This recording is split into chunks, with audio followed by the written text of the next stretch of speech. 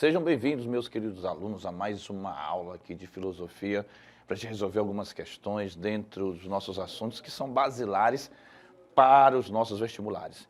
Então eu convido vocês aí também a contribuir com os colegas, gente. Olha, pega os links aí das aulas que vocês sabem que seus colegas têm dificuldade, mandem para eles, ou então mande o link da plataforma Gonçalves Dias com as aulas que nós temos aí de todas as áreas do conhecimento, todas as disciplinas, com todos os exercícios que você precisa para a sua aprovação no vestibular. Então eu conto com o seu espírito solidário. Sua solidariedade é importante, ok? Eu venho te pedir também aqui que você mantenha foco. Isso, garoto. Se concentre. Pegue seu material. Veja tudo que é necessário que você vai utilizar e vai precisar durante as aulas, para que você não perca a atenção, endireite aí a sua posição na cadeira, para que a gente possa fazer e desenvolver um bom trabalho, correto? E eu quero também aqui trazer para vocês, tá, o convite de visitar as nossas redes sociais. Podem ir lá no YouTube, nós temos muitas aulas, nós temos o Instagram, na verdade as redes sociais em geral estão aí preparadas para você, para que você possa fazer aí a sua busca e, claro, encontre aquilo que você está precisando para os seus estudos, seus complementos de estudo, sua progressão no ensino médio e até a sua aprovação no vestibular, ok? Vamos juntos? Nós temos aqui alguns exercícios sobre a área da política. Nós sabemos, nós já estudamos, nós já vimos, nós temos aulas aqui na plataforma Gonçalves Dias sobre política, e eu te convido a fazer uma busca, a ver os nossos conteúdos que são importantes e estão aqui colocados. Esta área da política é uma área fundamental para quem vai fazer o vestibular, para quem está estudando, para quem está querendo ser aprovado no ensino médio. Ser aprovado no vestibular, ser aprovado no concurso, nós não temos aqui muita escapatória desta área. Ela é fundamental, ela é importantíssima. Então, eu convido você a observar aqui o caráter das reflexões sobre a teoria política sempre. E nós temos aqui alguns exercícios que tratam sobre a política e a teoria política. Beba nesta fonte que é importante. A política, claro, entendida no seu sentido macro. A política como estar na polis, pensar a polis e viver para a polis. Correto? Quando se trata de competências na construção e nas artes, os atenienses acreditavam que poucos sejam capazes de dar conselhos. Quando, ao contrário, se trata de uma deliberação política, toleram que qualquer um fale, de outro modo não existiria cidade, desde que ele seja cidadão, obviamente, né? Se qualquer um. De acordo com o contexto, a atuação política dos cidadãos atenienses na antiguidade clássica tinha como característica fundamental, qual era essa característica? Dedicação altruísta em ações coletivas, altruísmo, fazer as coisas sem receber nada em troca. Não é isso necessariamente que é mais a participação coletiva, não é altruísta. Participação direta em fóruns decisórios dos cidadãos, fica mais, né, consciencioso, tem mais sentido essa letra B, a participação do cidadão nos caminhos, nas decisões da cidade. A letra B fica um pouquinho melhor para a gente. Ativismo humanista em debates públicos. Um ativista humanista não é isso que nós sabemos na Ágora, na democracia ateniense, que em suma acontecia. Tá? Nós temos aqui principalmente o contexto da Hélade. Ok? A democracia direta. Discurso formalista em espaços acadêmicos. Bom, o espaço geralmente era o espaço da Ágora, que é o espaço livre de debate. Que a Ágora servia também para uma série de coisas, mas principalmente para o debate, a discussão e esse debate sobre as leis da cidade. Representação igualitária de instâncias parlamentares também, não é isso? E principalmente igualitário. Nós sabemos que a democracia ateniense, principalmente, era extremamente excludente, né? Mulheres, estrangeiros, escravos não participavam. Então, dentre outros, né? Nesta questão, a única que faz algum sentido é a letra B de bola, que nós podemos aqui assinalar, que seria a participação direta, democracia direta, mas desde que seja cidadão, certo? Aqui na letra B de bola. Então, você vai marcar a letra B, assinale para você aí carinhosamente a letra B de bola, certo? Beleza? Vamos continuar. Vamos fazer mais uma questão, a segunda. Enem 2017. A tribo não possui um rei, mas um chefe que não é chefe de Estado. O que significa isso? Simplesmente que o chefe não dispõe de nenhuma autoridade, de nenhum poder de coerção, de nenhum meio de dar uma ordem. O chefe não é um comandante, as pessoas da tribo não têm nenhum dever de obediência. O espaço da chefia não é o lugar do poder, essencialmente carregado de eliminar conflitos que podem surgir entre indivíduos, famílias e linhagens. O chefe só dispõe para restabelecer a ordem e a concórdia do prestígio que lhe conhece, ou que lhe reconhece, ou que lhe é atribuído dentro da sociedade.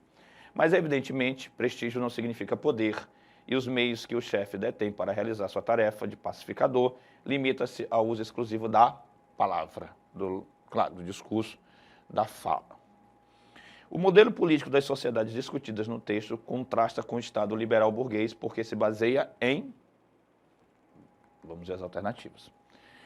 Mas veja só, nós fizemos uma questão sobre a origem da democracia, a polis, a politeia, a política, a invenção da política, que é atribuída ao mundo grego, claro, a ágora dentro da Hélade. Obviamente que nós temos em outras sociedades, mas o que vai pegar, o que vai fazer mais sucesso, o que vai trazer mais, claro, historicamente peso é a democracia ateniense. Agora nós temos modelos de sociedades em funcionamento. Então, aqui nós temos o reconhecimento, certo? A partir do prestígio, certo? Então, o que nós estamos aqui procurando? Um modelo político dessa sociedade discutida no texto contrasta com o mundo liberal burguês, porque esse mundo liberal burguês traz outras formas de reconhecimento e de prestígio. Mas aqui tem necessariamente um outro elemento. Que elemento é este? A imposição ideológica de normas hierárquicas não deve ser isso que vai dar prestígio, que vai causar prestígio, que vai dar autoridade a alguém. Determinação divina não é a intervenção de Deus, o texto nem traz isso. Nós, em momento nenhum, percebemos aqui a forma, né, de construção textual citar a atividade divina dentro destes elementos. Não está aqui. E sim, esse espaço de comando sendo esse espaço de autoridade, de poder de influência sendo colocado, mas pela forma como este líder está inserido dentro do meio do qual ele lidera os outros. Tá? O chefe, o poder que ele tem, esta ordem, né, esta linhagem, essa concórdia gerada a partir pelos elementos que podem, né, trazer linhagens, relações e condições que estão associadas ao próprio convívio social imediato. Okay? Intervenção consensual e autonomia comunitária. Intervenção consensual, a busca pelo consenso, e autonomia comunitária, ou seja, a legitimação da comunidade a partir das decisões que são tomadas. A letra C parece que traz um ideal mais perto do texto. Letra D. Mediação jurídica e regras contratualistas. Nós não temos nenhuma menção ao contratualismo e nem também efetivamente a lei jurídica que é estabelecida no texto. Gestão coletiva, até que faz sentido, e obrigações tributárias. Não é isso que vai gerar prestígio, na verdade. Aqui, nessa segunda questão, a única alternativa que pode trazer para a gente algo perto do que o texto está sugerindo é justamente aqui a letra C de casa. Você vai marcar a letra C, marque para você letra C de casa, certo? Perfeito? Marque a letra C, correto? Beleza? Vamos lá? Lembre você que a política enquanto conceito, ela é ampla. A política enquanto conceito, ela vai estar dentro da polis da vida coletiva, do que a gente chama de vida gregária, ok? Terceira questão. Fala-se muito nos dias de hoje em direitos do homem, direitos humanos, direitos da humanidade. Pois bem, foi no século XVIII, 1789, precisamente que uma Assembleia Constituinte produziu e proclamou em Paris os direitos do homem e do cidadão.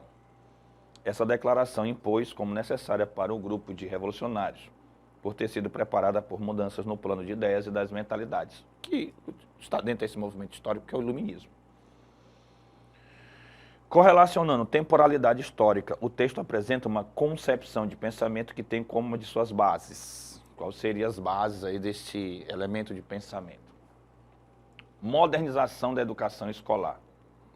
Não é bem isso que esse direito dos homens, essa declaração vai trazer. A exigência de modernização do contexto pedagógico. Não é bem isso. Nós temos aqui o respeito, a dignidade, ao direito, a possibilidade de respeito e tolerância ao pensamento, ao credo e, claro, a universalização, ou seja, a coletivização, a utilização macro da possibilidade de você ter direitos. Isso sim está muito mais presente nessa declaração, né, de direitos do homem. Atualização da disciplina moral cristã. Também não há essa imposição. E sim muito mais uma tolerância ao credo, uma tolerância até mesmo à liberdade de expressão. Certo? E, claro, esse direito cobrindo a todos. Divulgação de costumes aristocráticos. Não é isso que essa declaração também, tá? Não é isso que historicamente está presente como pano de fundo para esta declaração de direitos do homem. Socialização do conhecimento científico. É uma coisa muito interessante, mas também não é isto que está nesta declaração de direito, né, associado ao ser humano, ao homem. Tá? Mais uma vez, o respeito à individualidade, os direitos individuais, as garantias individuais, o direito de ter direitos, ou seja, o direito para todos, é muito mais comum dentro disso. Letra E, universalização do princípio de igualdade civil. E todos são iguais dentro da sociedade civil. Universalização, ou seja, o direito cobrindo a todos. Do princípio de igualdade, a igualdade cobrindo a todos. A possibilidade de fazer, claro, trazendo aqui e sendo relacionado a todos. Então, a letra E aparece para a gente como uma sugestão melhor. Você vai assinalar aí a letra E.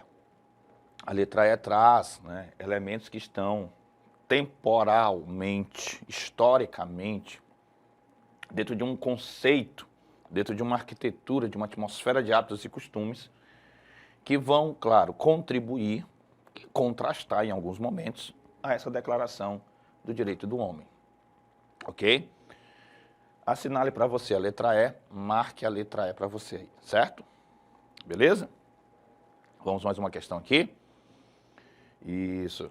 Te arruma aí, respira. Bora lá. A quarta questão diz assim. Aristóteles considerava que se não tivesse outra opção, era melhor para a sociedade que a soberania política deveria ser entregue ao povo, como ocorre na democracia, do que a alguns homens notáveis, como na oligarquia ou aristocracia. Ele argumentava que, mesmo que o indivíduo isoladamente não fosse muito competente no ato de julgar, quando unido a outros, julga melhor, porque a união reúne qualidades e melhora a decisão de cada um.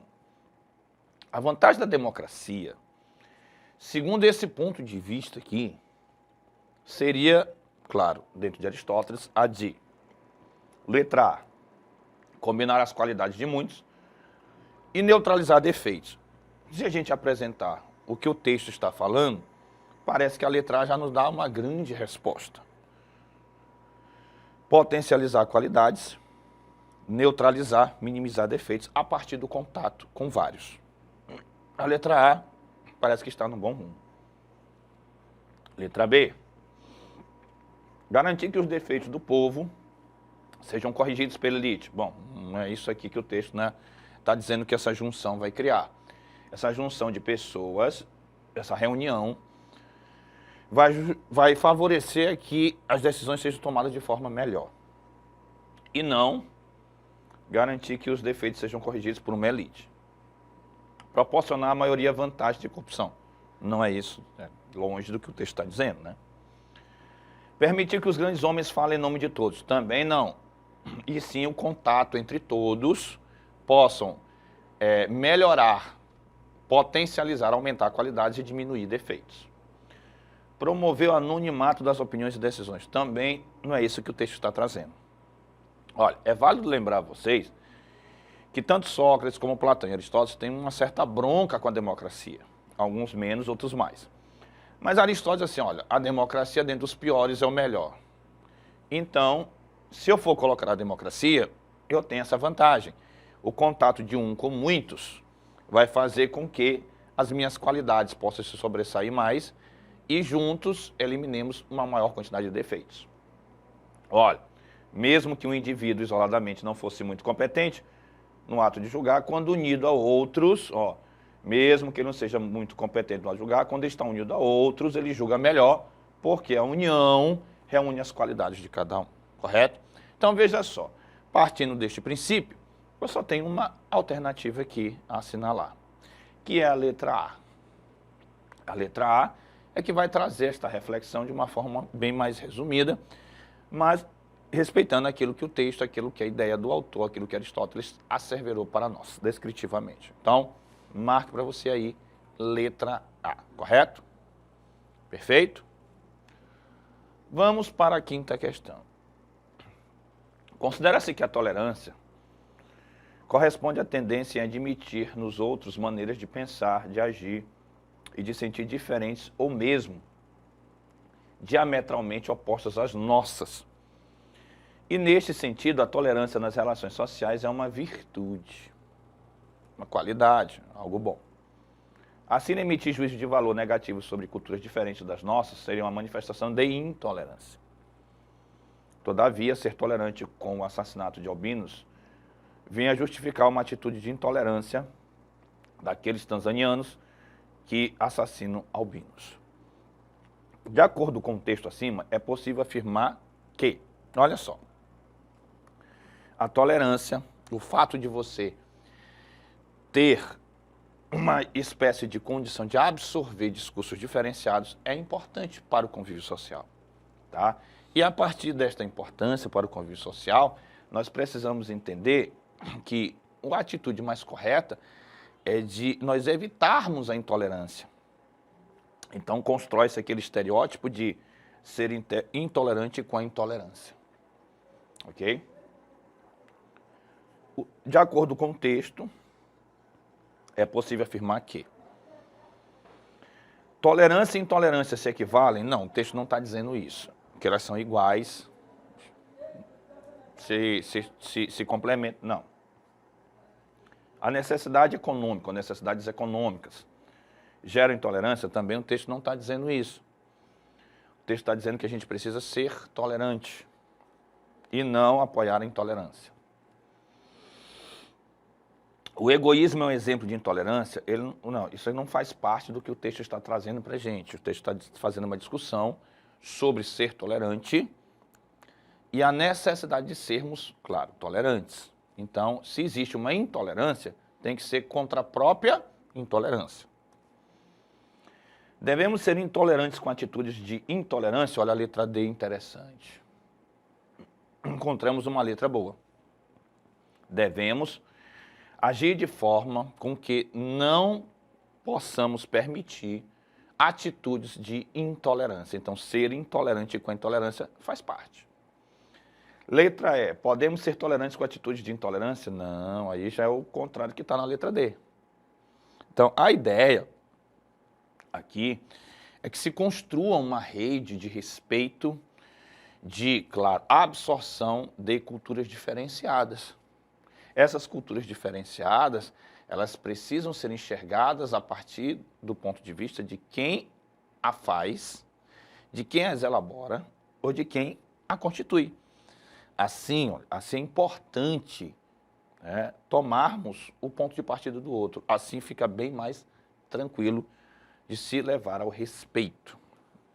Se nós julgarmos aqui as alternativas, a única alternativa que traz uma possibilidade de resposta aqui é a letra D de dado, ok? Então eu convido vocês a marcarem a letra D. A letra D é aquela que traz uma reação mais legítima em relação ao fenômeno da intolerância, que é um fenômeno negativo, tá? Então, aqui nós vamos ficar com essa alternativa para nós, perfeito? Bom, o professor André Luiz vai deixando vocês aqui mais uma vez, tá? Trazendo o convite para continuar acompanhando nossas aulas, vendo os nossos materiais, ok? Forte abraço, fique sempre conosco e estaremos sempre juntos nesta luta.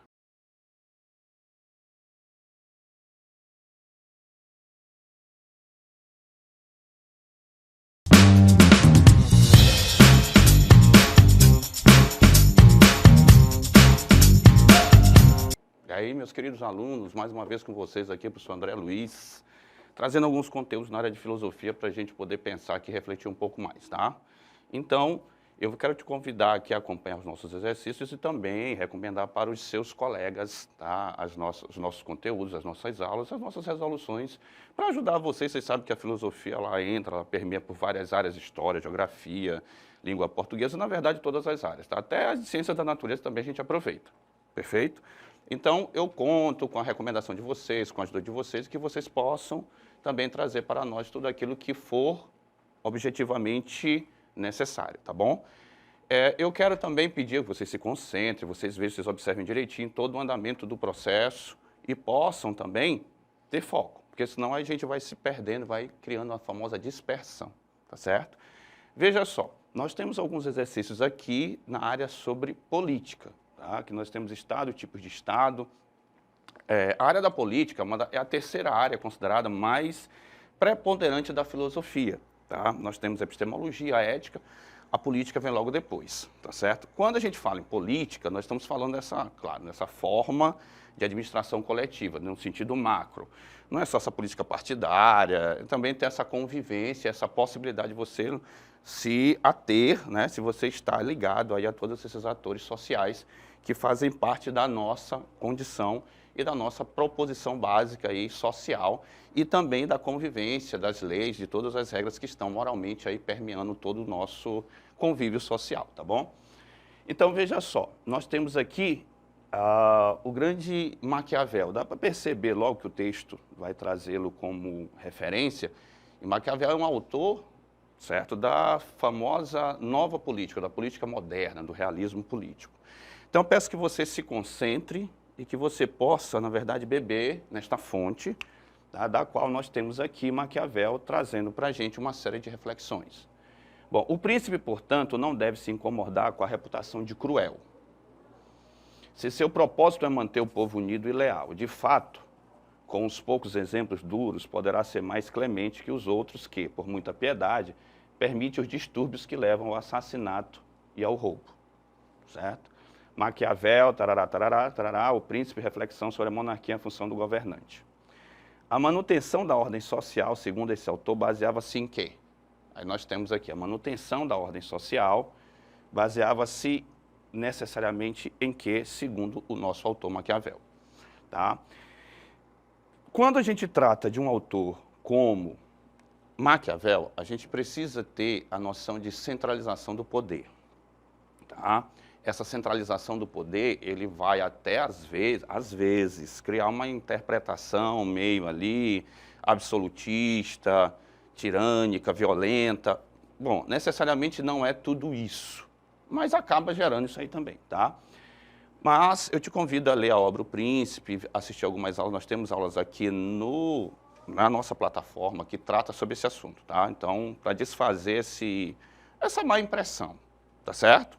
Então, veja só, quando nós estamos aqui tratando de Maquiavel, nós precisamos pensar em centralização do poder político, centralização do poder nas mãos do governante, um governante forte. Aí é isso que dá a ideia, às vezes, né, de uma tirania, de uma ditadura, de um poder absoluto. Então, veja só, a manutenção da ordem social seria feita como? Pela inércia do julgamento. Essa palavra inércia seria mais ou menos aqui trazendo para a gente uma neutralidade, o que não daria muito certo aqui. Essa neutralidade não entraria muito, porque o governante ele precisa intervir, tá? Do julgamento de crimes polêmicos. Necessariamente não é só isso, nem é essa inércia aqui, ó, tá? Bondade em relação ao comportamento dos mercenários. Bondade em relação... Essa bondade aqui, ela não é uma premissa básica para um governante. Ele precisa ser forte, ele precisa tomar as decisões, mesmo que sejam duras, mas que sejam necessárias. Então, não é a bondade como base, até porque a bondade é uma virtude que está associada muito ao cristianismo. E Maquiavel vai fazer essa separação entre religião e Estado, e política, e a condição lá de governar a polis. Compaixão cairia no mesmo elemento, né? A compaixão como um sentimento, como uma condição de você absorver elementos que estão ali trazidos para você enquanto virtudes até mesmo cristãs, até mesmo da bondade, o que não caberia também nem na letra B, não cabe na letra C. A expressão neutralidade aqui, ó, vai do mesmo modo que a inércia. Essa neutralidade aqui, ó, tá, daria essa intenção dele não se intrometer. Tá? E não é isso, o governante ele tem de estar junto, ele tem que chegar, ele tem de fazer a sua parte. Conveniência entre o poder tirânico, aquele poder forte, é isso que dá a falsa impressão até de uma tirania, uma ditadura, e a moral do príncipe, que seria a necessidade, a conveniência e o momento, uma moral circunstancial. Então, nós vamos perceber aqui que a única alternativa que nós temos que chegar perto, evitando neutralidade, compaixão, bondade, inércia, seria essa letra E. Então, eu convido você a marcar a letra E aí nesta primeira questão, que é a única que chega perto da centralização do poder forte do governante e da estrutura do governante como um elemento ali capaz de impor alguma coisa válida e tomar as decisões que são necessárias para o momento, tá? Então, primeira questão aí, meus filhos marquem a letra E, por favor. Primeira questão, letra E, tá? Na segunda questão, nós também temos o Estado a partir dessa centralização, a criação do Estado moderno. A criação do Estado moderno é aquela recorrência que nós temos sempre dentro das provas em relação à democracia moderna, por exemplo. Então, aqui e no contratualismo, que nós já fizemos questões sobre isso, Hobbes, Locke, Rousseau, nós temos essas premissas básicas sendo tratadas. E ainda faremos outras questões aí que vão tratar deste assunto. Na segunda questão, assim, nasce daqui uma questão, se vale mais ser amado que temido, ou temido que ir amado. Responde-se que ambas as coisas seriam de desejar, mas porque é difícil juntá-las, é muito mais seguro ser temido que amado. Olha só, o temor, o medo primeiro. Quando haja de faltar uma das duas, porque os homens, se pode dizer, de uma maneira geral, que são ingratos, volúveis, simuladores, covardes, ávidos ao lucro, e quando lhes fazem bem, são inteiramente teus, oferecem-te o sangue, os bens, a vidas e os filhos. Quando, como acima disse, o perigo está longe, mas quando ele chega, revoltam-se. A partir da análise histórica do comportamento humano em suas relações sociais e políticas, Maquiavel define o ser humano como? Como seria esse ser humano? Nós sabemos, assim, uma antropologia em Maquiavel, uma noção de ser humano em Maquiavel é muito complexa de ser feita, é muito prolixa, é muito difícil. Mas nós sabemos que na concepção de Maquiavel, o ser humano ele tem uma série de problemas em relação à moralidade. Por exemplo, ingrato, volúvel, simulador, tá? Olha aqui, ó, isso aqui covarde, ávidos ao lucro, isso aqui dá uma natureza humana decadente, certo? Então, como é que pode ser definido o homem? Provavelmente é uma visão muito negativa, nós já estamos vendo aqui no texto que dá uma negatividade muito forte essa visão desse ser humano. Então, munido de virtude não pode ser. Olha, se ele está colocando ingrato, volúvel, simulador, covarde, não pode ser munido de virtude, certo? B, possuidor de fortuna, valente de riquezas para alcançar o êxito na política. Olha, fortuna seria boa sorte.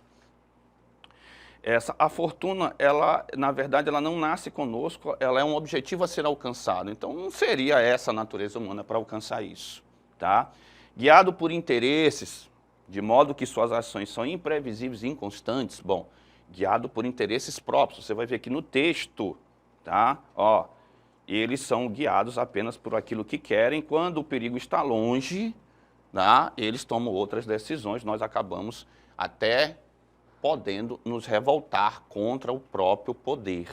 Então, assim, essa forma imprevisível e inconstante, esse interesse próprio realmente parece da natureza humana do que o texto está apresentando.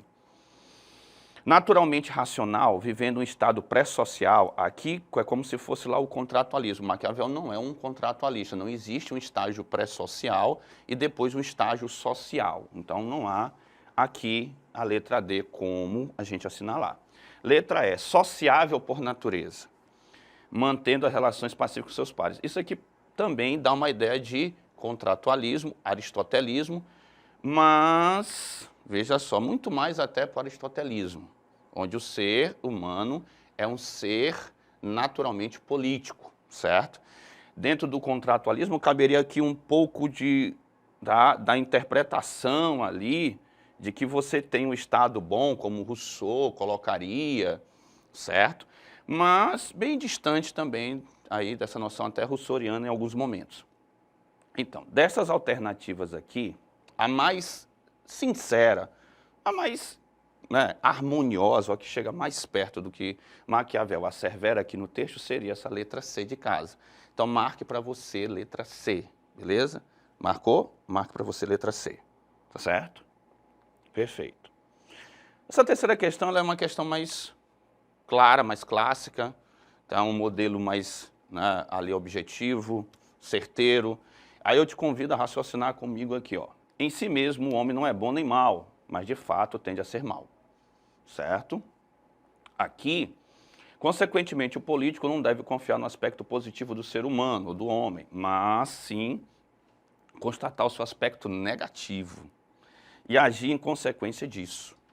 Assim não hesitará em ser temido ou tomar as medidas necessárias para tornar-se temível. Claro, o ideal seria de o ser humano, ao mesmo tempo, ser amado e temido, mas essas duas coisas são difíceis, como ele já colocou ali até no outro texto, né?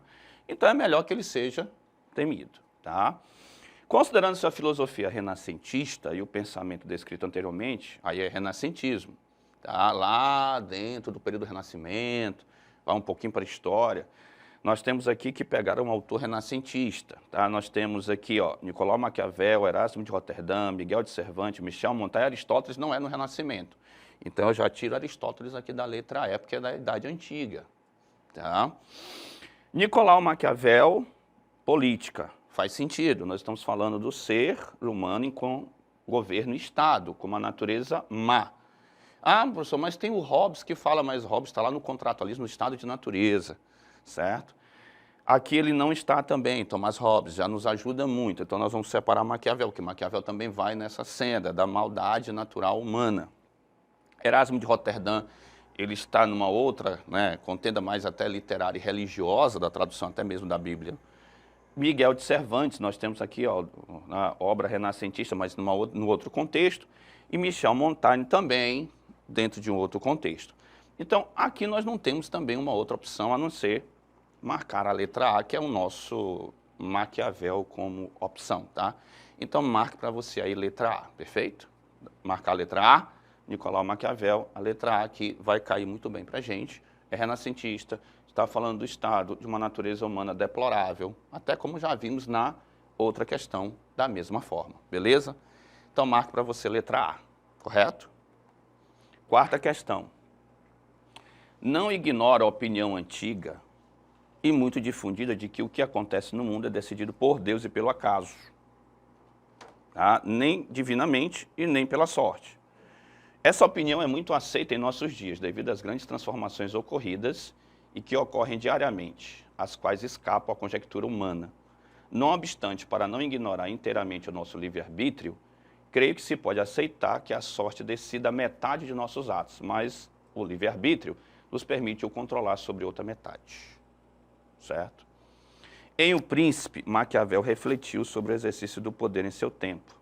No trecho citado, o autor demonstra o vínculo entre seu pensamento político e o humanismo renascentista.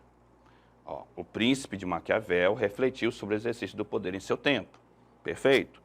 O trecho citado, o autor demonstra o vínculo entre seu pensamento político e o humanismo. Seu pensamento político e o Renascimento, valorando o ser humano, o humanismo. Tá? Este humanismo renascentista, ele vai se manifestar onde? Onde é que eu posso perceber? Ó? O trecho citado, o autor demonstra o vínculo entre o pensamento político e o humanismo renascentista Em que momento aqui eu posso perceber? Tá? Vamos aqui tentar. Quando ele vai valorar inteiramente os elementos divinos, não porque ele está tirando, ó, não é decidido por Deus, ó. Não ignora a opinião antiga e muito difundida que o que acontece é decidido por Deus e pelo acaso. Essa opinião é muito aceita entre nossos dias, devido às grandes transformações. Não obstante, para não ignorar inteiramente o nosso livre-arbítrio, então ele faz um contraponto aqui, não é só por questões divinas, e ele também, vocês sabem, nós sabemos, nós temos aulas aqui sobre isso, que ele vai separar a igreja de política, o Estado e a igreja. B.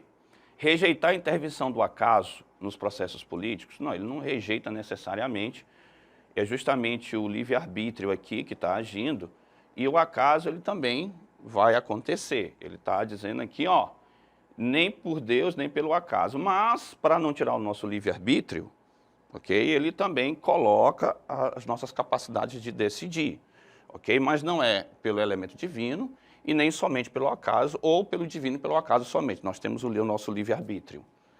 Afirmar a confiança na razão autônoma como fundamento da ação humana, quando ele coloca o livre-arbítrio, obviamente ele está colocando a razão humana como elemento fundamental. Então, o livre-arbítrio, tá, ele depende das nossas decisões, e essas nossas decisões também elas são fundamentadas na nossa racionalidade ou na razão, certo? Então, aqui a razão autônoma como fundamento da ação humana, tudo certo. Melhor essa aqui. Tá? Não é só divino e não é só acaso. Romper com a tradição que valorizava o passado, não, ele não está dizendo que ele vai romper, ele está acrescentando o livre-arbítrio. Não é só Deus, não é somente o acaso, não é somente nem Deus e o acaso, mas o livre-arbítrio que é governado pela nossa razão também. Redefinir a ação política com base na unidade entre fé e razão. Redefinir a ação política com base na unidade. Unidade não, é numa separação, razão para um lado, fé para o outro, porque ele faz essa separação muito bem. Então aqui nós vamos marcar a letra C de casa. Marque para você aí a letra C de casa, certo? Marque a letra C é a que vai aqui satisfazer os nossos anseios dentro da questão, tá bom? Vamos aqui para mais uma, vamos analisar mais essa aqui. Quando seja louvável a um príncipe manter a fé, a aparente virtudes e viver com integridade, não com astúcia, todos compreendem, contudo, observa-se pela experiência em nossos tempos, que houve príncipes que fizeram grandes coisas, mas em pouca conta tiveram a palavra dada e souberam pela astúcia transformar a cabeça dos homens, superando em fios que foram leais. Um príncipe prudente não pode nem deve guardar a palavra dada quando isso lhe torne prejudicial e quando as causas que o determinam cessem de existir. A partir desse trecho, é certo, né, da obra publicada em 1513, o que a gente pode entender? A partir do que está escrito aqui, em que elemento, qual conclusão que podemos tirar? Ele coloca, a partir desse é certo da obra, é correto afirmar que, vamos lá, o jogo das aparências e a lógica da força são algumas das principais artimanhas da política moderna. O jogo das aparências, fazer de conta, ó, quando lhe convém, manter a fé e as virtudes, quando não, abandoná-las. E são algumas das principais artimanhas da política moderna. Conveniência, circunstância, grave bem ficando. Essas palavras são importantes, ó. Artimanha, conveniência, circunstância e Maquiavel. São muito importantes, certo? A prudência para ser vista como uma virtude, não, aí Maquiavel não vai para as virtudes, porque senão ele volta lá para a religião. Inclusive, perceba que ele usa a palavra virtude, ele não usa a palavra virtude, certo? Os princípios e não os resultados que o define o julgamento. Princípios, senhores, são elementos valorativos, então fica difícil porque não é esse o alvo, tá? A questão da manutenção do poder é o principal desafio ao príncipe. Sim, por isso ele não precisa cumprir a palavra dada. Desde que é autorizada pela igreja, aí ficou distante. Se fosse até aqui, estava certo. Mas completou ali, aí não deu mais, entendeu? Porque colocou ali autorizado pela igreja, certo? A ideologia cristã, já começou esquisito, né? Seria o modelo político ideal. Vixe, aqui não é patrística, não é escolástica, né? Aqui é Maquiavel, Renascimento, certo?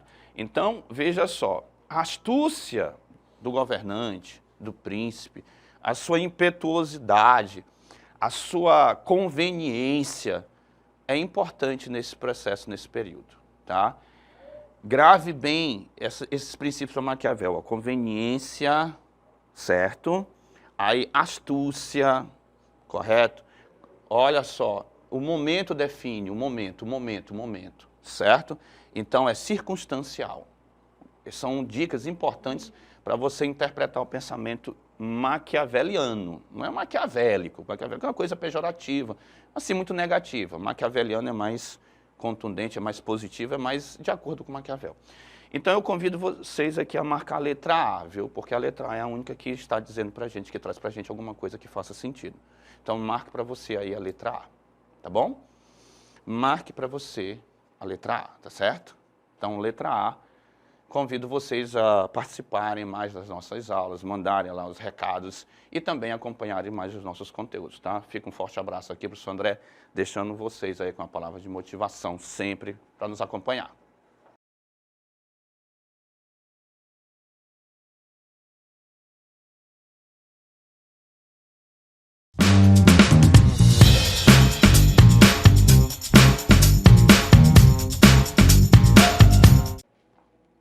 Oi, chuchus, tudo bem com vocês? Eu sou a professora Cacau Sotero, a Alana, apresentando para vocês aqui a nossa intérprete de Libras.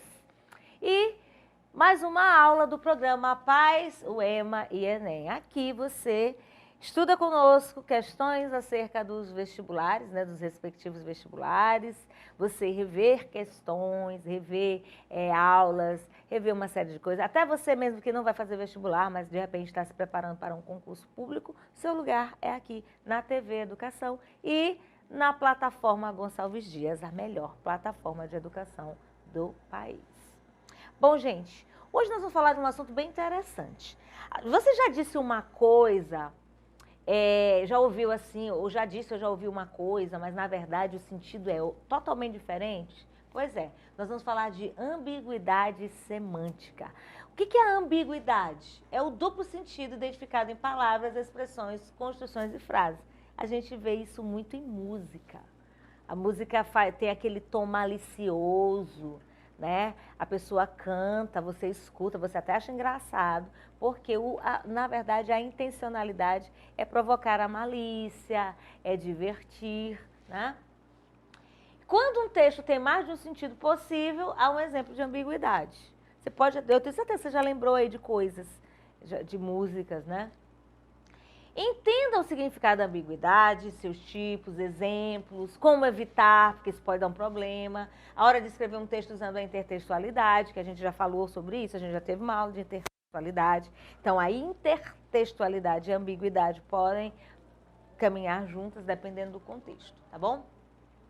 Para isso, a gente precisa resolver exercícios, porque é na prática que a gente vai ver, tá? Esse tipo de assunto, tá bom? Então, vamos para a primeira questão. O hipertexto. Cacau, o que é hipertexto? Antes de falar aqui, eu vou te dizer.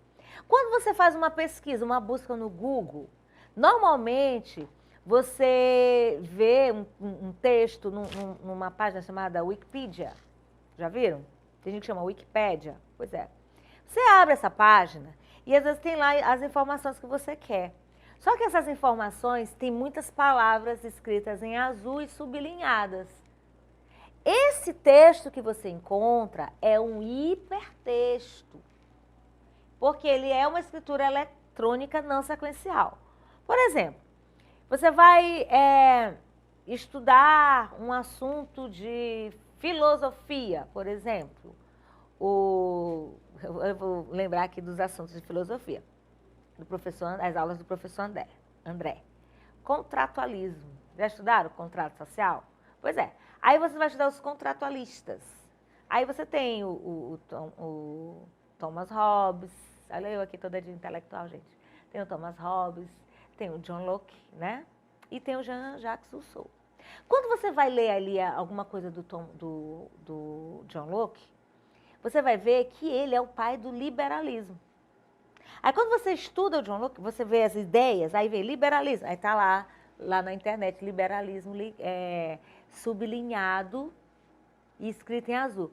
Quando você clica nessas palavras, abre uma outra aba no teu computador, né, uma outra janela, e vai te explicar o que é liberalismo. Não é assim?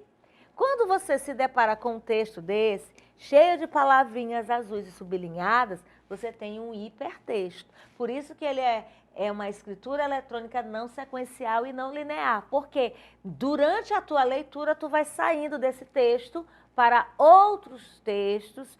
E por que não é linear? Porque pode te levar para um texto de um tempo diferente, né? Cronologicamente falando. Você não vai seguir uma leitura lógica, por exemplo, né? Então, às vezes, até estoura aqui alguma coisa para mostrar para a gente ver se a gente está ligado. Vocês estão entendendo?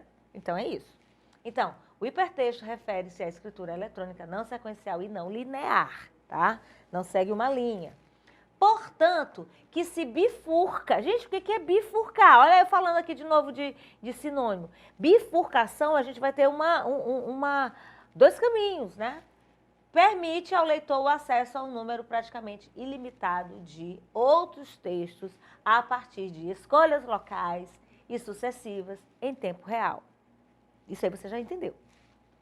Assim, o leitor tem condições de definir interativamente o fluxo de sua leitura a partir de assuntos tratados no texto, sem se prender a uma sequência fixa ou a tópicos estabelecidos por um autor. Trata-se de uma forma de estruturação textual que faz do leitor simultaneamente coautor do texto final. Porque é ele mesmo que vai buscando as informações que ele precisa para entender aquele texto primário, né? Aquele primeiro texto que ele acessa. Vocês entenderam? Esse hipertexto, ele também pode estar no livro físico, né? Existem livros que têm aqueles numerozinhos embaixo, aí você vai lá embaixo ver o significado da palavra, já viram? Ou tá lendo um livro, aí a palavra tem o número 1, aí lá embaixo no rodapé tem o significado daquele 1, ou então lá atrás. Essa é a característica de um hipertexto, né? São muitos textos dentro de um só, onde a gente fica fazendo essas buscas. Continuando. O hipertexto se caracteriza, pois, como um processo de escritura, leitura eletrônica multilinearizado, multissequencial e indeterminado, realizado em um novo espaço de escrita.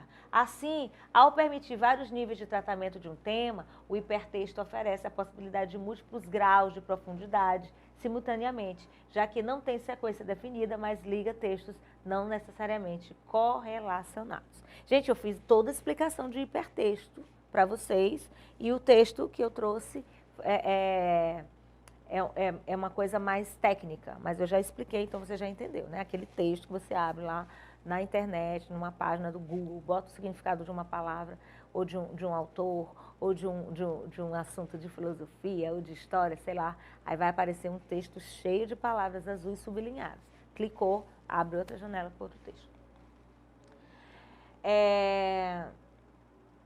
Lá vem aqui, ó. Aqui é o finalzinho do mesmo texto que eu já acabei de ler, né? Vem aqui, ó. Mesma coisa. Vamos para o comando da questão.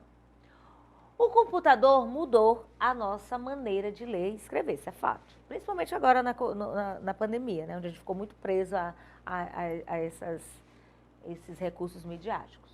O hipertexto pode ser considerado como um novo espaço de escrita e leitura, definido como um conjunto de blocos autônomos de texto apresentado em meio eletrônico computadorizado e no qual há remissões associando entre si diversos elementos, no caso o hipertexto.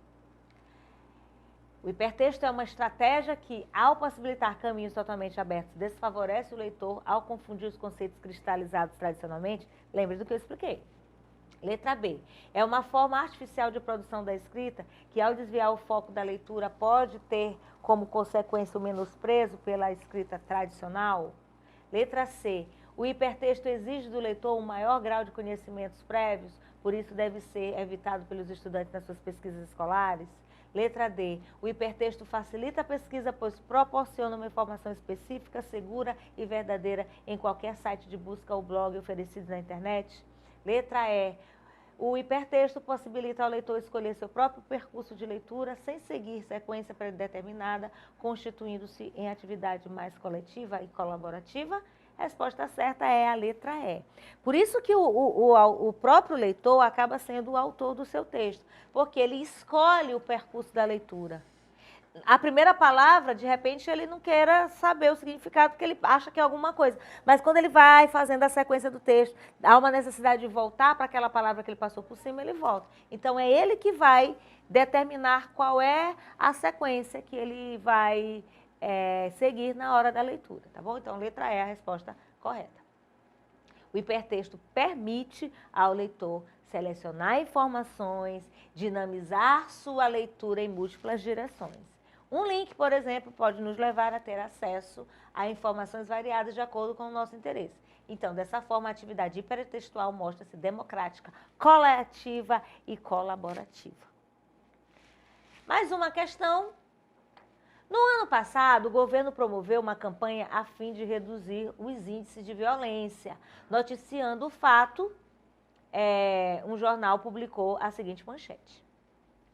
Campanha contra a violência do governo do estado entra em nova fase. Gente, essa manchete aqui, ela apresenta um duplo sentido, porque isso vai dificultar o entendimento. Ó. Campanha contra a violência do governo do estado entra em nova fase. Então, essa manchete vai dificultar o entendimento por quê?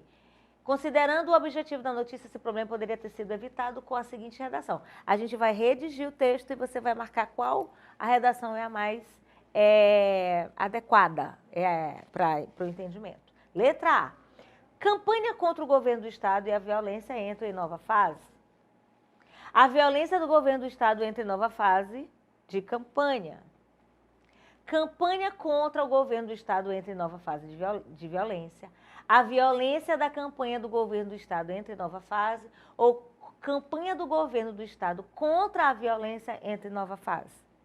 Viu como se configura uma ambiguidade? Às vezes arrumar mal uma construção deixa um sentido diferente, né? Letra E. Campanha do governo do estado contra a violência entra em nova fase. Da forma que está escrito agora, né, anteriormente, a gente vai voltar para você ver, ó. Campanha contra a violência do governo do estado entra em nova fase. Então, do jeito que estava escrito, não se sabe se a campanha é contra a violência que o governo do estado está praticando ou se é o governo do estado que está com uma campanha contra a violência. Esse é um exemplo bem prático, bem claro, bem fácil de nós entendermos a ambiguidade. Tá? É tipo aquela brincadeira, né? Que a pessoa diz assim, a cachorra da vizinha.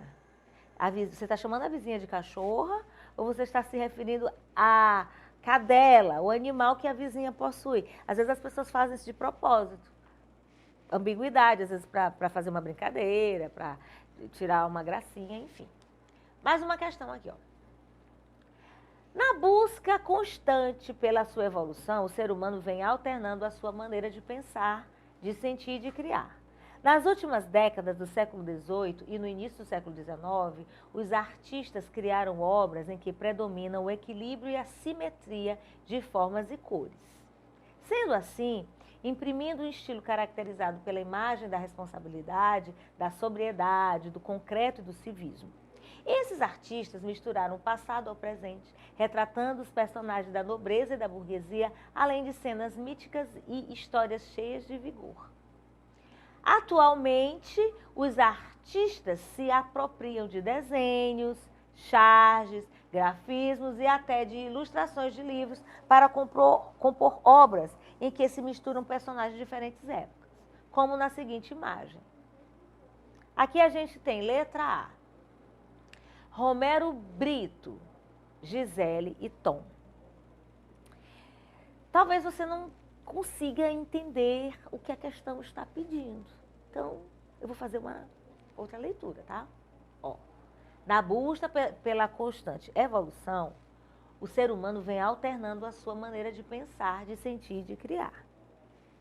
Nas últimas décadas do século XVIII e no início do século XIX, aí a gente tem aqui, gente, início do século XIX, tá? A gente vai lembrar aqui do modernismo, das vanguardas, das vanguardas europeias, surrealismo, daí a gente lembra dessas coisas. Os artistas, né, criaram obras que predominam o equilíbrio e a simetria, né, que a gente vê muito no cubismo. Sendo assim, imprimindo um estilo caracterizado pela imagem e respeitabilidade, eu falei responsabilidade, né? Mas é respeitabilidade. Sobriedade, concreto e do civismo, esses artistas misturaram o passado ao presente, retratando personagens da nobreza, da burguesia, além das cenas míticas e histórias cheias de vigor. Ok. Então, nesse caso aqui, os artistas da atualidade atualmente eles se apropriam de desenhos, de charge, de grafismo e até de ilustrações de livros para compor obras que vão se misturar a personagens de diferentes épocas. Então, são coisas que os artistas atualmente estão fazendo, misturar as obras. Como na seguinte imagem. Então, letra A, a gente tem aqui, ó, Romero Brito, Gisele e Tom. Você conhece Romero Brito, né?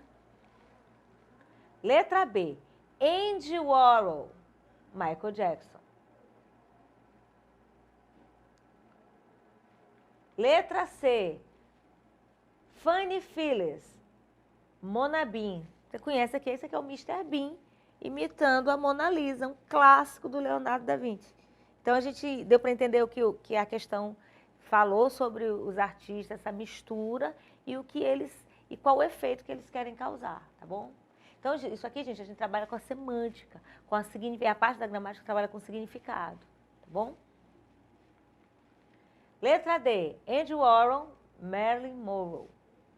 Marilyn Monroe foi um grande ícone de beleza, né? Tem aquela cena clássica dela com aquele vestidinho branco, embaixo o vento, ela tentando segurar o vestido, aquele loiro, né?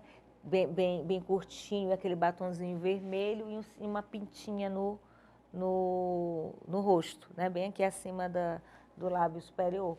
Então, a Marilyn Monroe, ela faleceu muito jovem e também as pessoas até se fantasiam, né? Bailes à fantasia usam as figuras, né? Do Michael Jackson, que já passou aqui. Michael Jackson, aqui a gente tem um outro tipo de pintura. E a gente tem aqui o Mr. Bean, que é conhecido, né? Ele é humorista, né? Um cara meio... os programas dele, ele é engraçado, mas ele é um cara muito chato, eu acho. Eu acho o Mr. Bean, eu me divirto com ele, mas eu acho ele insuportável, uma pessoa assim que eu não conviveria no meu dia a dia. Gente, pensa num cara chato, é o Mr. Bean. E aqui olha a carinha dele engraçada de Mona Lisa. E aqui a gente tem Pablo Picasso, retrato de Jacqueline Roch com as mãos cruzadas, né? O Picasso com as mãos cruzadas. Então a gente tem aí essa mistura, né? Lembrando, falei das vanguardas, e aí o que a gente tem aqui? Vamos ver o que a questão pede, né? Porque são muitas figuras, ó. Como na seguinte imagem, o quê? Essas misturas para compor obras, né? Personagens de diferentes épocas. O que a gente tem aqui que realmente traz uma mistura? Será que a Gisele Tom, o Michael Jackson aqui, será que o Andy Warhol com o Michael Jackson tem essa mistura? Ou será que é o Fanny Phillips, né, com o Mr. Bean? Ou será que é o Andy Warhol com a Marilyn Monroe? Ou Pablo Picasso, retrato de Jacqueline Roch com as mãos cruzadas? O que vocês acharam aí dessa aula de arte, né? Eu pegando aqui, não é questão de arte, né? Mas trazendo aí a questão da ambiguidade, da semântica, do significado a partir da arte, né? Olha, eu pedindo aqui licença, Marcos Dominici, mais uma vez. Bom, gente, a gente tem aqui essa questão, quer saber se o candidato reconhece o processo de intertextualidade entre algumas dessas imagens. Então, aqui a gente traz o Mona Bean. Porque quando eu digo Mona Bean, eu estou juntando a Mona Lisa com o Mr. Bean. Então, a resposta certa é a letra C. Vocês entenderam o que a questão diz? Vou voltar aqui rapidinho para a letra A. Ó. O Romero Brito, conhecidíssimo, ele usa muitas cores, né, que não deu para ver, que está em preto e branco. Então, ele traz aqui um Gisele Tom normal, não tem intertextualidade.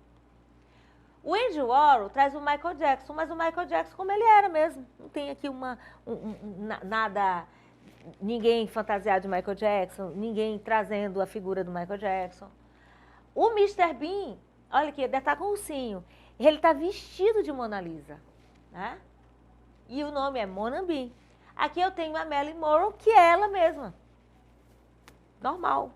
E aqui eu tenho o Pablo Picasso, que é um retrato de Jacqueline Roch com as mãos dadas. Então, a intertextualidade que vocês têm que encontrar numa figura como essa está presente aqui no Mona Bean, que é o Mr. Bean imitando a Mona Lisa, que é um clássico de Leonardo da Vinci. Gente, é muito engraçado, né?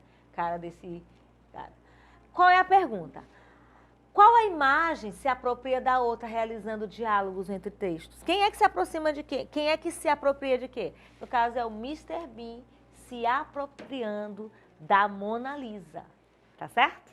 Isso aqui é também uma intertextualidade, que é um assunto que a gente provoca quando se estuda a ambiguidade. Por quê? Porque o sentido do texto, a semântica, é a importância, né? A parte da gramática que trabalha com a significação das palavras, seja antônimo, seja sinônimo, seja ambíguo, tá? Trabalha com a palavra, trabalha de forma que você entenda, compreenda e interaja conosco em nossas aulas.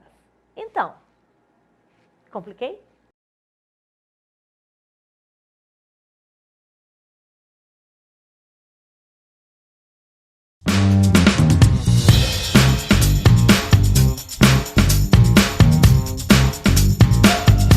Oi, chuchus, tudo bem com vocês? Mais uma aula do programa Paz, UEMA e Enem. Um lugar onde você vai rever, aprender conteúdos, né? Se você ainda está no terceiro ano do ensino médio, se você está no segundo ano do ensino médio, resolveu fazer aí as provas para testar os seus conhecimentos. Você que já terminou o ensino médio, mas resolveu estudar novamente, então assista às nossas aulas aqui na TV Educação, ainda na plataforma Gonçalves Dias, no YouTube, a melhor plataforma de educação do Brasil. Verdade. Eu sou a professora Cacau Sotero, nossa deusa das Libras. Estamos aqui para trazer aula, conhecimento e interagir com vocês. Lembrando que vocês também podem conversar conosco, mandar sua mensagem lá nas nossas redes sociais. No Instagram, nós temos um contato direto com vocês, plataforma Gonçalves Dias, tudo bem? Bom, a gente já falou de texto, o que é um texto, como é que se entende um texto, a compreensão e interpretação, que não são a mesma coisa, né? Não são a mesma coisa, interpretar e compreender. Se fosse assim, não teríamos tantas confusões agora nas redes sociais, com relação às notícias, né? Com relação ao que já passou, ao contexto histórico, aos fatos históricos do Brasil, e as pessoas não estariam trocando as bolas, como se diz, né? Fazendo confusão com notícias, né? Tomem cuidado com as fake news. Por quê? Elas podem te levar a interpretações erradas, tá certo? Bom, nós vamos falar do texto nos processos de compreensão e de produção, quer dizer, texto e textualidade. Que produção? Nós falamos, nós reproduzimos e, consequentemente, nós vamos escrever. E aí, você que vai fazer vestibular, tanto da UEMA quanto do Enem, ou outro vestibular tradicional aí pelo país, né? Você precisa ficar focado na sua produção textual, que vale muito ponto, é lá que você mostra os seus conhecimentos da norma culta da língua, é lá que você demonstra segurança na compreensão e na interpretação de fatos, né, que nos rodeiam, né, questão de atualidades. É ali que você argumenta, é ali que você questiona, é ali que você se contrapõe e se posiciona também. Para isso, nós temos um exercício aqui. Vamos ler? De vez em quando, nas redes sociais, a gente se pega compartilhando notícias falsas, fotos modificadas, boatos de todo tipo. O problema é quando a matéria é falsa. E pior ainda, se uma matéria falsa que não foi criada por motivos humorísticos ou literários, sim, considero o jornalismo ficcional uma interessante forma de literatura. Vou fazer uma pausa aqui para fazer esse comentário. Nós sabemos que há textos literários e textos não literários. O que são textos literários? São esses que deixam nós usarmos a nossa imaginação. O autor diz assim, ó, jornalismo ficcional. Aqui em São Luís, nós temos uma página humorística chamada Sensacionalista.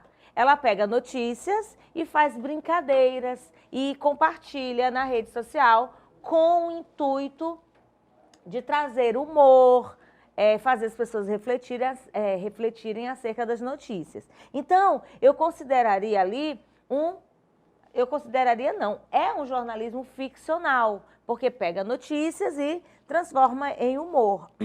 E o que vai nos dar segurança na hora de fazer essa análise, de compreender e de interpretar, é justamente o nosso conhecimento, a nossa segurança, a nossa leitura, a nossa interação, para que não sejamos meros repetidores do que os outros dizem, ok? Voltando à leitura. Mas para prejudicar a imagem de algum partido ou de algum político, não importa de que posição ou tendência. Inventa-se uma arbitrariedade ou falcatrua, joga-se nas redes sociais e aguarda-se o resultado. Nesse caso, a multiplicação de notícia falsa, que está sempre sujeita a ser denunciada juridicamente como injúria, calúnia ou difamação, se dá em várias direções.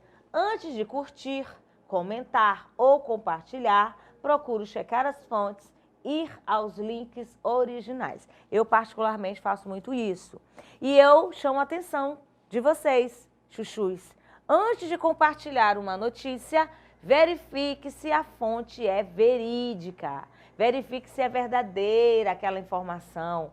Porque as pessoas ainda fazem assim, elas compartilham, ainda perguntam, é verdade? Ela não tem nenhum trabalho de ir a um site de busca. Você pode pegar aquela notícia, jogar lá no Google e sempre tem páginas, né, que dizem assim, é boa, a página boato, é fake e é muito complicado. Por quê? Porque é justamente a nossa ausência de leitura que faz de nós, né, estou falando de forma generalizada, não é o seu caso, faz de nós repetidores de notícias falsas, as famosas fake news. Tomemos cuidado. Então, eu já trouxe aqui o texto. É um texto que trata de algo atual, apesar dele ser de 2015, nós estamos em 2022, fake news entrou de sola aí no nosso mundo virtual.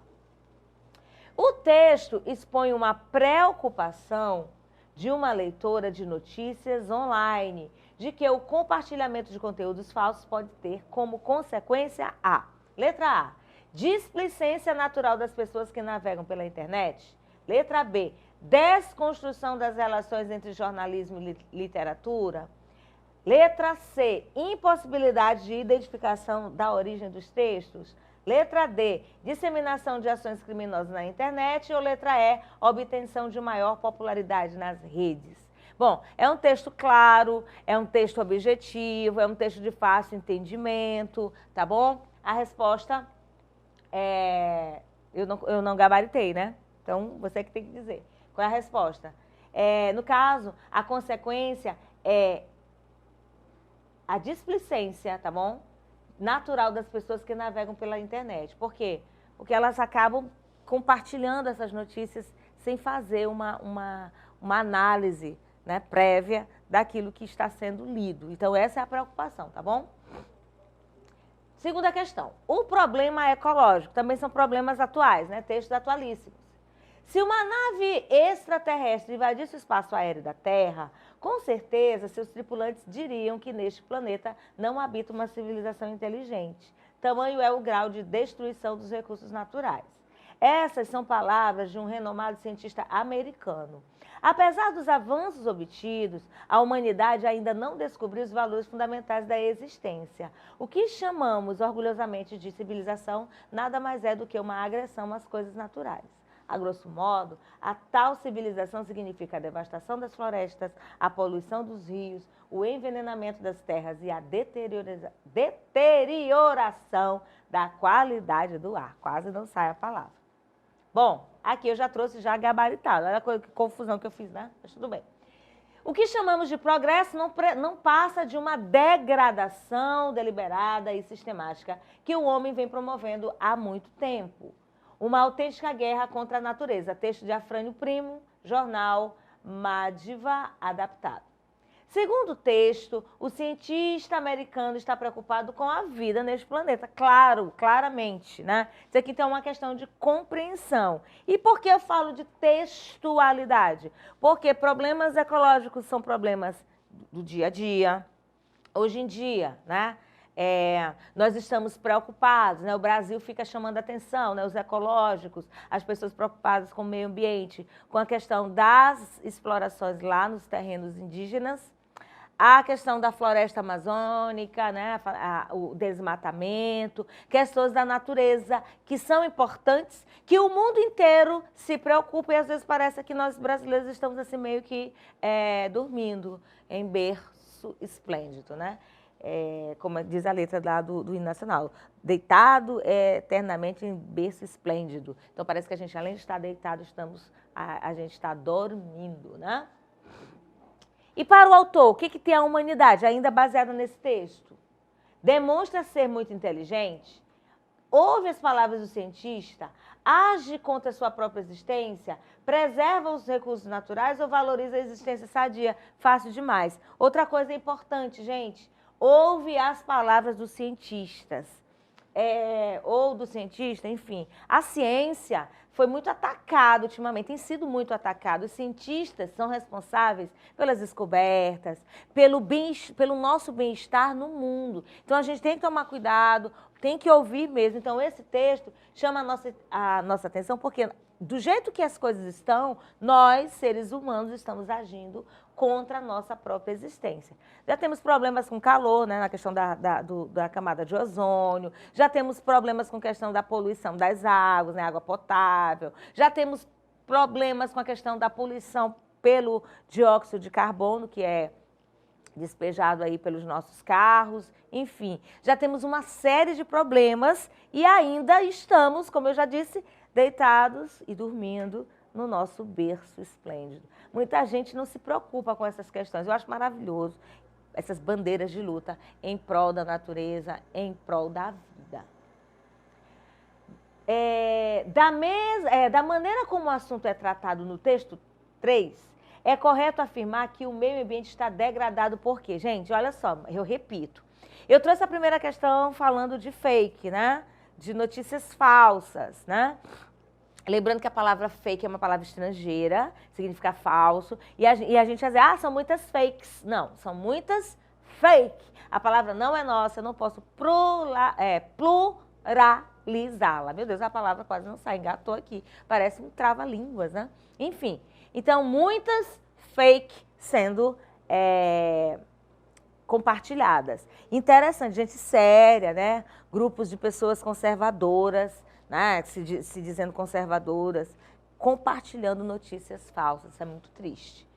Bom, então, dessa maneira, o assunto sobre o meio ambiente é um assunto de atualidade. Então, fique atento com esses tipos de textos que podem subsidiar vocês, podem ser um elemento muito bom na hora de construir um argumento, tá bom? Para quê? Para defender. Caso, de repente, aí um tema de redação, acho muito difícil, sair alguma coisa do tipo, né? A preservação da natureza. Mas pode ser que sim, né? Acho difícil porque existem outros temas aí em voga, enfim. Bom, da mesma maneira como o assunto é tratado no texto 3, é correto afirmar que o meio ambiente está degradado por quê? Porque a destruição é inevitável. Será que é inevitável? A civilização o está destruindo, ou seja, está destruindo o meio ambiente? A humanidade preserva sua existência? Isso está acontecendo? As guerras são o principal agente da destruição ou os recursos para mantê-lo não são suficientes? Resposta certa, a civilização mesmo está destruindo. Nós estamos destruindo o meio ambiente, isso é fato. Como, Cacau? Quando eu deixo a torneira ligada na hora de lavar uma louça, ajudando minha mãe em casa, a torneira fica ligada o tempo todo. Quando eu não, por exemplo, não reutilizo, eu posso usar a água que sai da máquina de lavar para lavar os banheiros da minha casa, para jogar no vaso sanitário, porque cada descarga que a gente dá também é desperdício de água, enfim. Tem uma série de situações que nós podemos ajudar a não destruir o meio ambiente, não lavar a calçada com água e varrê-la primeiro. Enfim, tem uma série de situações, tá bom? Mais uma questão. A BL lança novo concurso cultural. Conte com o conto sem aumentar um ponto. Bom, gente, quando eu conto uma história e aumento, é fake também, tá? Às vezes você, porque essa história tem um fundo de verdade. Gente, um fundo de verdade não é a verdade. A verdade tem que ser completa, tem que ser 100%, tá certo?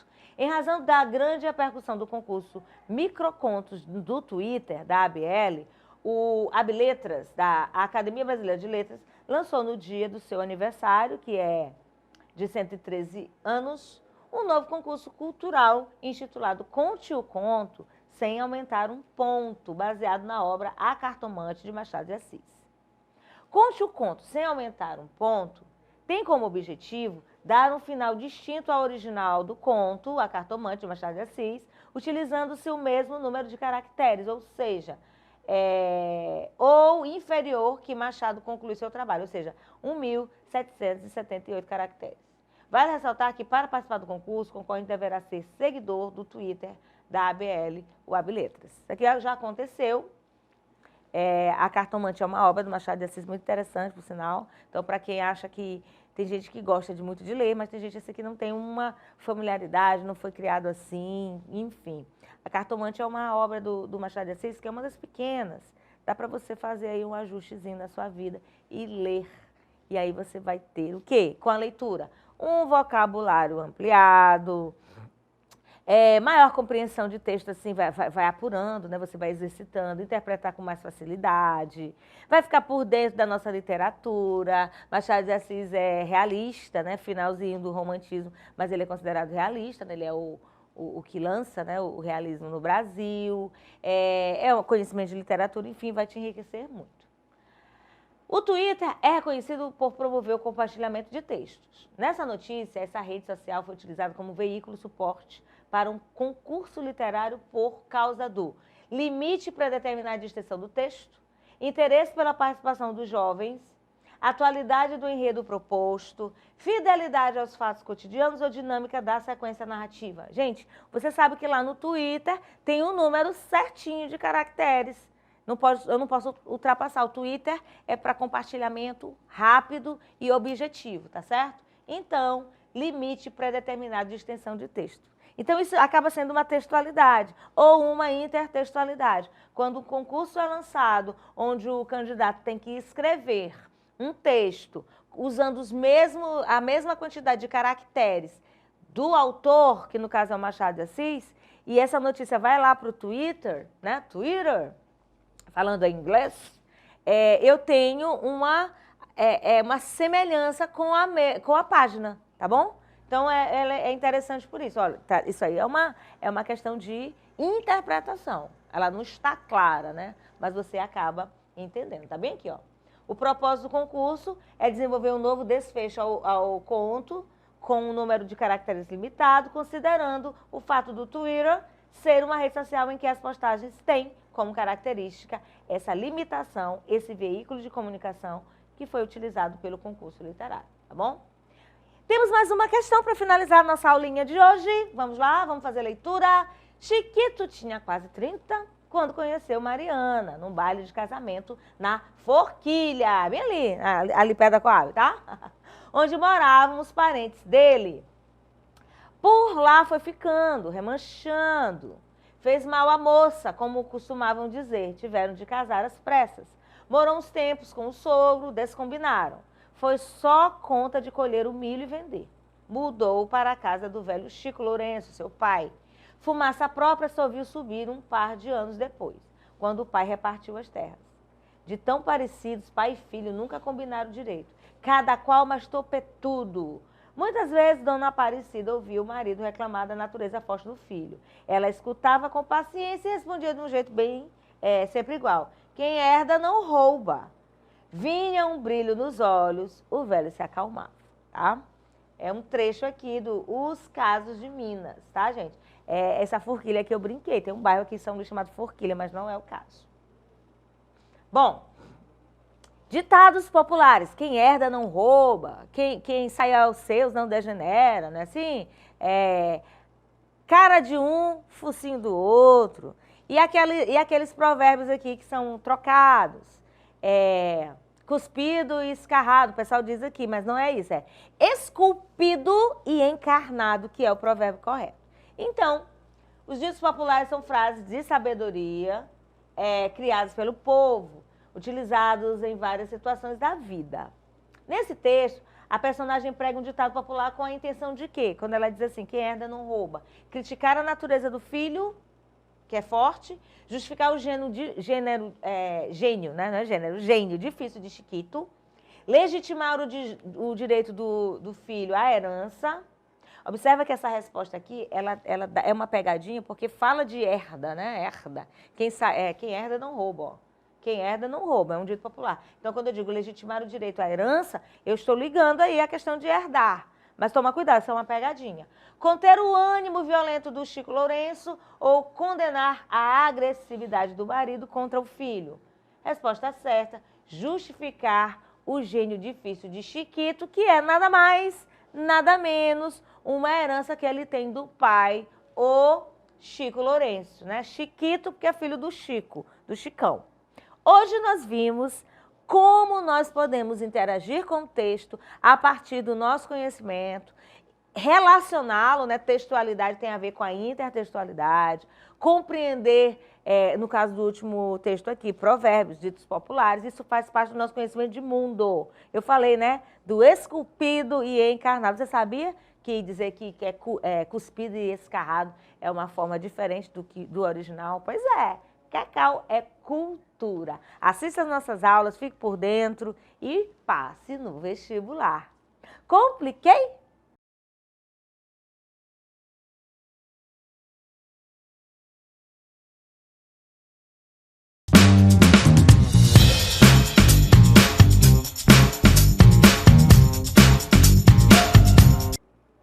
Olá, pessoal! Tudo bem com vocês? Sou professora Conceição Alencar e começa agora a sua aula de redação no nosso preparatório Paz UEMA Enem. Então, vamos lá para a nossa aula de hoje. A aula de hoje, o foco será para o Enem.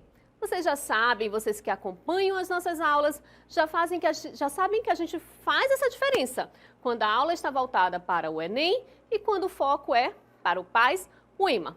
Então, o foco da aula de hoje será Enem. E o que vamos tratar nessa aula? Vamos falar sobre a estrutura do texto dissertativo argumentativo. Vocês já sabem que essa é a tipologia que será cobrada para vocês na proposta de redação, no Enem. Então, vamos lá falar um pouquinho sobre esse tipo de texto. O texto dissertativo argumentativo é dividido em 3 partes: a introdução, o desenvolvimento e a conclusão. Vale lembrar que cada uma dessas partes possui as suas particularidades e algumas possuem até competências específicas para avaliá-las, como é o caso da conclusão, onde nós temos uma competência específica para avaliar toda essa conclusão e a proposta de intervenção. Então, fique bem atento, treinem as redações de vocês, vão buscando separar o que é introdução, desenvolvimento e conclusão, para que depois vocês possam unir em um único texto, sabendo quais são os elementos e as características de cada uma dessas partes. Vamos aqui para a introdução. O primeiro parágrafo do texto dissertativo, argumentativo, deve conter 2 partes: a apresentação do tema e a explicitação da tese. Então, turma, fiquem bem atentos logo para o início da redação de vocês. Vocês vão ter 2 momentos bem fundamentais aí na introdução, que seria o quê? Apresentar o tema e definir a sua tese. E o que seria essa tese? A tese é o mesmo que o ponto de vista, ou seja, a opinião do autor acerca daquele tema proposto. Mas muito cuidado, a opinião aqui você vai defender através de argumentos. Você não vai colocar a sua opinião de uma forma pessoal, e sim de uma forma impessoal, pautando essa opinião através de quê? Através de argumentos. E aí você vai utilizar argumentos para fundamentar a sua tese. Então, nada de começar a sua redação de uma maneira muito ampla, muito genérica. É preciso que você defina o ponto de vista que será defendido nos próximos parágrafos, que serão quais? Os parágrafos do desenvolvimento, né? Então, para iniciar a nossa redação, vale lembrar o quê? No parágrafo de introdução, nós vamos fazer a apresentação e logo em seguida vem a nossa tese. Lembrando, turma, que na redação do Enem o título não é obrigatório. Então, se você resolver colocar um título, esse título aí já conta como uma linha. também não é necessário que você pule uma linha. Ah, escolhi colocar o título. É necessário pular uma linha para começar o texto? Não, não é necessário. Se você escolheu colocar o título, esse título precisa ser coerente e ter toda uma relação com o que será abordado ao longo do seu texto. Então vamos ver aqui um exemplo sobre alguns dos temas que já caíram na redação do Enem, né? Caminhos para combater a intolerância religiosa no Brasil. Qual seria uma possível tese? O que é tese, turma? Defender um ponto de vista. Então, qual seria um possível ponto que vocês poderiam levantar e defender ao longo do texto de vocês? Poderia ser: o preconceito contra as religiões de matriz africana dificulta o combate à intolerância religiosa no Brasil. Então, olha só, vocês já sabem o tema. Qual é aquela dica do tema? Grifar as palavras principais. Elege ali qual é aquelas palavras principais do título, do tema, aliás. E aí, aquelas palavras, elas não podem ficar de fora da redação de vocês. Então, já separou ali, grifou as palavras-chave do tema. Vão fazer o que agora? Agora vocês vão definir a tese de vocês, tá certo? Então, aqui, um exemplo de como poderia ser essa tese. O preconceito contra as religiões de matriz africana dificulta o combate à intolerância religiosa no Brasil. Então, nos próximos parágrafos, já no parágrafo de desenvolvimento, seria essa ideia a ser desenvolvida. Qual a ideia? A que você colocou na tese, de que o preconceito dificulta o combate à intolerância em relação às religiões de matriz africana. Então, vamos analisar um trecho de uma redação que tirou a nota máxima, né? Então, pegamos aqui apenas a introdução. A redação é da Isabela Ribeiro, de Sena Carvalho. Ela conseguiu o que poucos conseguem, né? Mas, na verdade, turma, não tem mistério nenhum. Basta vocês estudarem com foco nas competências. Nós temos 5 competências, então vocês precisam saber de que forma a redação de vocês será avaliada. De acordo com qual competência, para que vocês não fujam dessas competências. Vamos analisar, então, como a Isabela fez a introdução, o primeiro parágrafo da produção textual dela. Embora seja direito assegurado a todos os cidadãos pela Constituição Federal, a liberdade religiosa não é garantida de modo isonômico aos brasileiros. Ora velada, ora implícita, a intolerância quanto ao diferente faz parte da realidade do país. Infelizmente, o desconhecimento da população em relação ao processo de formação da nação e a falta de punição sobre os que atentam contra a religião do próximo impedem que o respeito à diversidade cultural brasileira seja consolidado, né? Então, observem como a Isabela estruturou o primeiro parágrafo da redação. Ela fez o quê? Primeiro, ela apresentou o tema.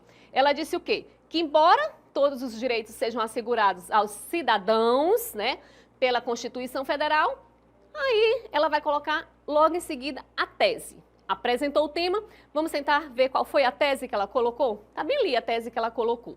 Ela disse que é o quê? Falta punição sobre o que atentam contra o processo da religião, que impede o respeito à diversidade, né? Então, ela deixa 2 teses bem claras, que são os próximos parágrafos que ela vai desenvolver lá no desenvolvimento.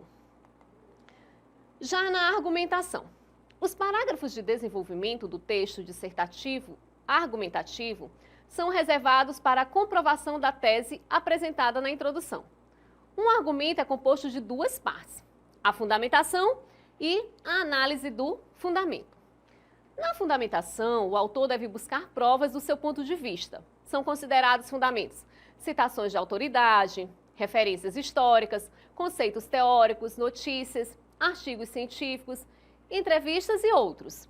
Na análise do fundamento, devemos comprovar, demonstrar qual é a relação entre a prova levantada e a tese proposta.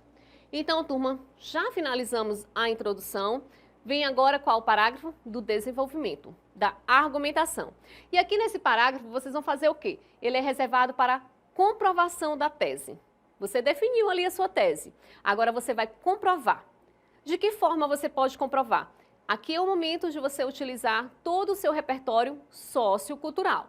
Aqui você pode fazer referência histórica, trazer notícias, documentários, artigos científicos e fazer toda essa relação com o seu conhecimento de mundo e relacionar com o tema que está sendo abordado.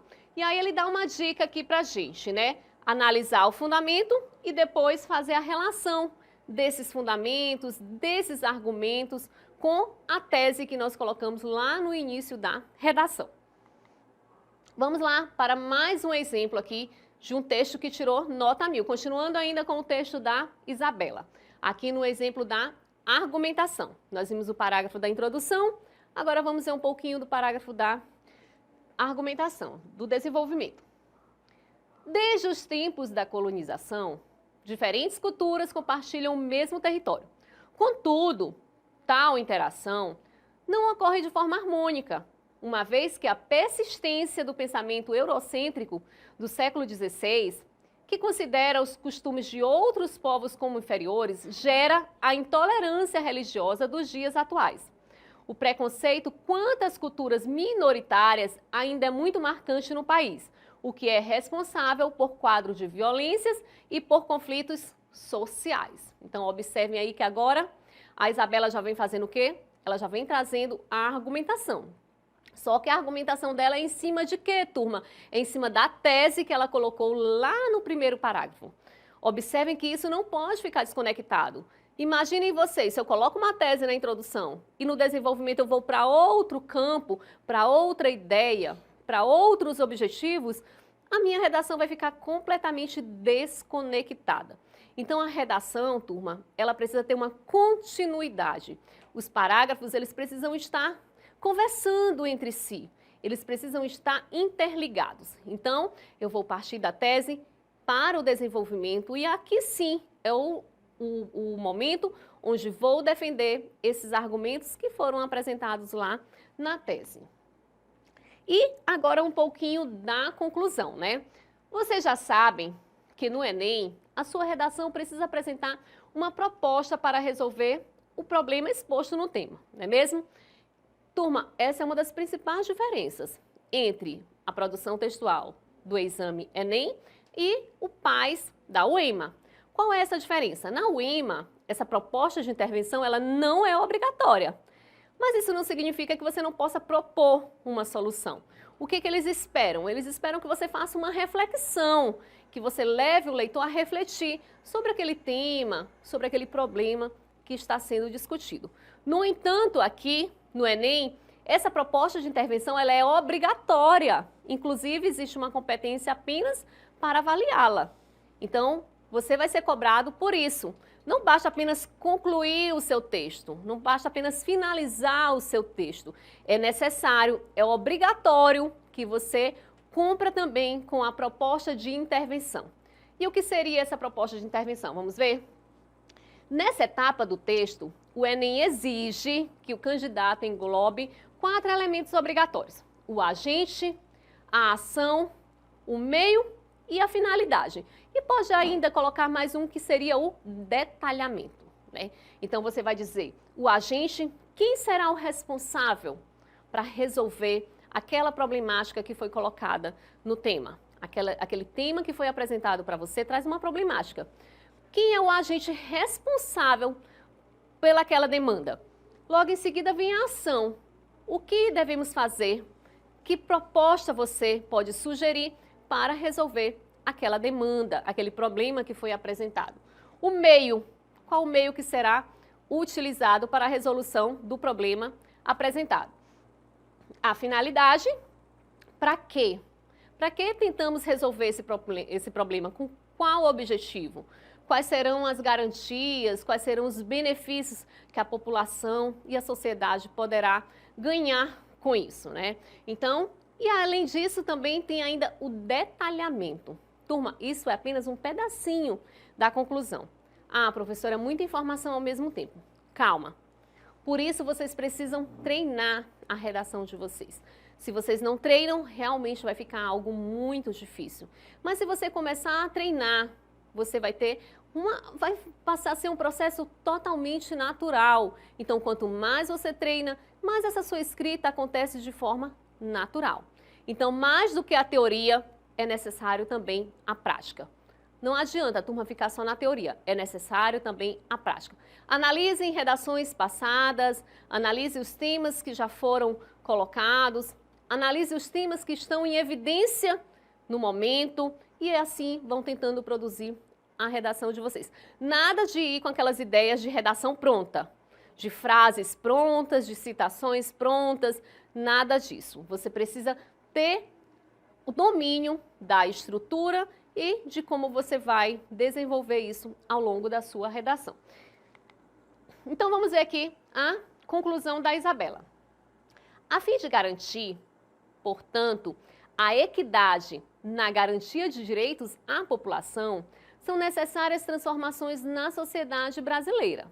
O Ministério da Educação, primeiramente, deve inserir a matriz curricular estudantil debates e estudos antropológicos acerca do processo de formação do país, de modo a valorizar a participação das mais variadas culturas na composição da identidade brasileira.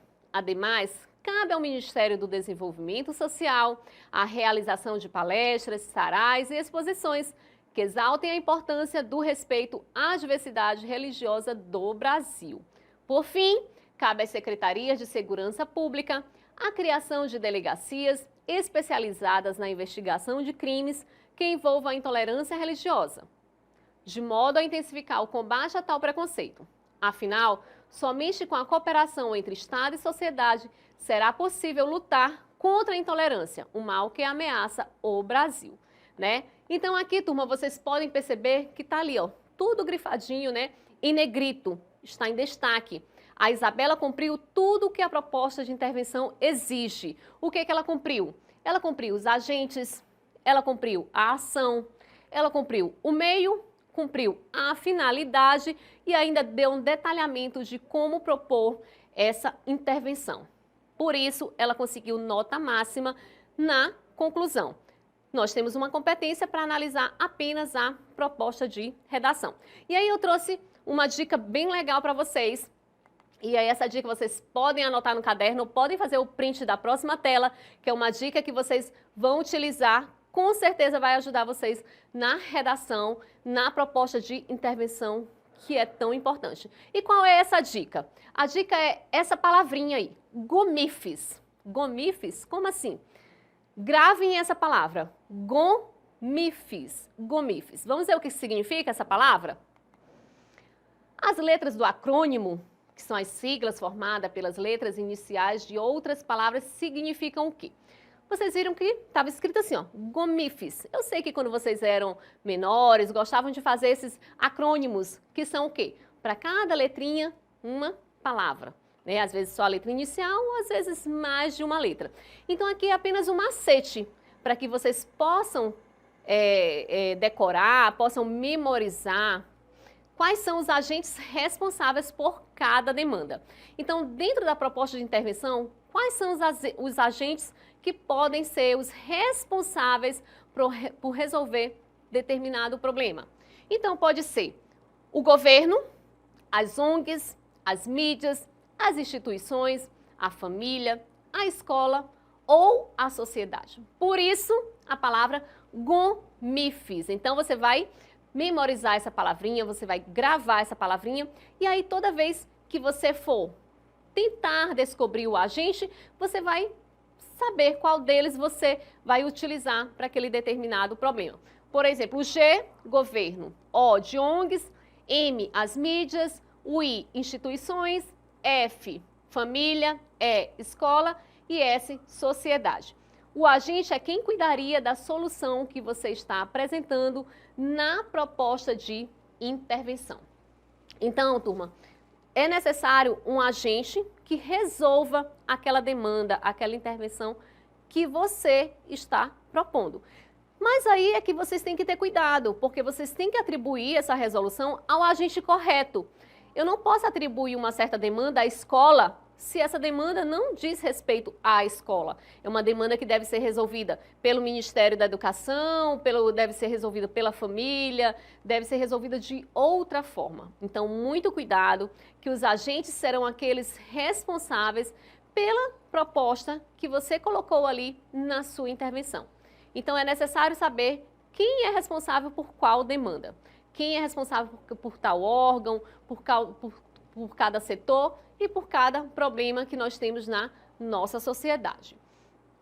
E aí, para a gente finalizar, apenas a estrutura do nosso texto dissertativo argumentativo, vocês vão ver que lá na prova já tem algumas informações. Elabore um texto dissertativo argumentativo com a linguagem padrão da língua portuguesa. Então, algumas orientações já estão ali na prova, na produção textual do Enem. E a estrutura é a estrutura do texto dissertativo argumentativo.